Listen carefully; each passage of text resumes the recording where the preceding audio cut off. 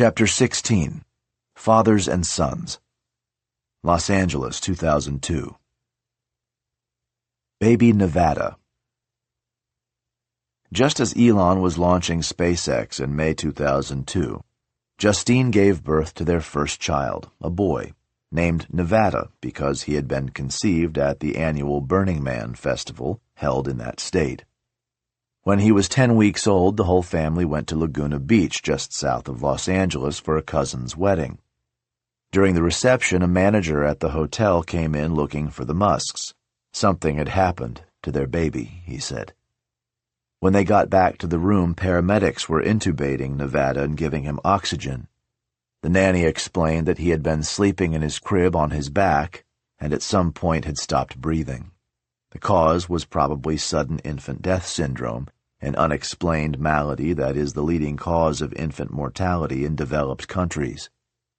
By the time the paramedics resuscitated him, he had been deprived of oxygen for so long that he was brain dead, Justine later said. Kimball rode to the hospital with Elon, Justine, and the baby. Even though he had been declared brain dead, Nevada was kept on life support for 3 days. When they finally made the decision to turn off the breathing machine, Elon felt his last heartbeat, and Justine held him in her arms and felt his death rattle. Musk sobbed uncontrollably. He cried like a wolf, his mother says. Cried like a wolf. Because Elon said he could not bear returning home, Kimball arranged for them to stay at the Beverly Wilshire Hotel. The manager gave them the presidential suite. Elon asked him to get rid of Nevada's clothes and toys which had been brought to the hotel. It was 3 weeks before Musk could bear to go home and see what had once been his son's room. Musk processed his grief silently. Navaid Farouk, his friend from Queen's University, flew to Los Angeles and stayed with him right after he returned home. Justine and I tried to draw him into conversations about what happened, but he did not want to talk about it, Farouk says. Instead, they watched movies and played video games. At one point, after a long silence, Farouk asked, "How are you feeling? How are you dealing with it?" Musk completely shut down the conversation. I've known him long enough to read his face, Farouk says. I could tell he was determined not to talk about it. Justine, on the contrary, was very open about her emotions. He wasn't very comfortable with me expressing my feelings over Nevada's death, she says. He told me I was being emotionally manipulative, wearing my heart on my sleeve. She attributes his emotional repression to the defense mechanisms he developed during childhood. He shuts down emotions when in dark places, she says. I think it's a survival thing with him. Errol arrives. When Nevada was born, Elon invited his father to fly from South Africa to see his grandson. It offered Elon a chance 13 years after he left South Africa to reconcile with Errol, or at least to exorcise some demons. Elon was Dad's first son, and maybe he had something to prove to him, Kimball says. Errol brought his new wife, their 2 young children, and his wife's 3 children from her previous marriage. Elon paid for all 7 tickets. When they arrived in Raleigh, North Carolina, after the first leg of their flight from Johannesburg, Errol was paged by a Delta Airlines representative. We have some bad news, he was told. Your son wants us to tell you that Nevada, your grandson, has died.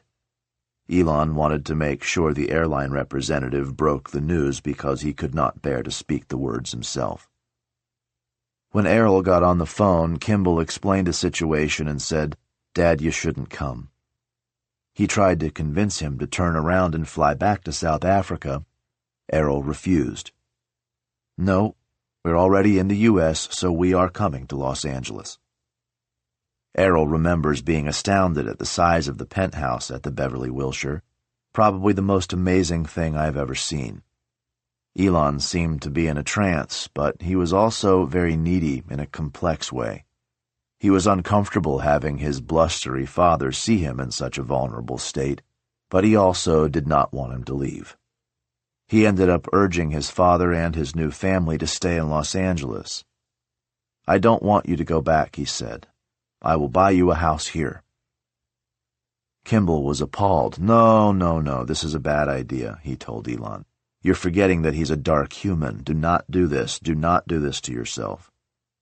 But the harder he tried to talk his brother out of it, the sadder Elon got. Years later, Kimball wrestled with what yearnings were motivating his brother. "Watching his own son die, I think that was what drove him to want his father near him," he told me. Elon bought a house in Malibu for Errol and his brood, along with the biggest Land Rover he could find, and he arranged for the children to be put into good schools and chauffeured there each day. But things quickly got weird.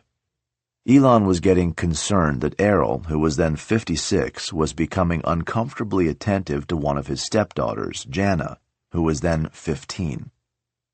Elon became furious at his father because of what he perceived as his inappropriate behavior, and he had developed a deep sympathy and tugging sense of kinship for Errol's stepchildren. He knew what they had to live with. So he offered to buy Errol a yacht to be harbored 45 minutes from Malibu.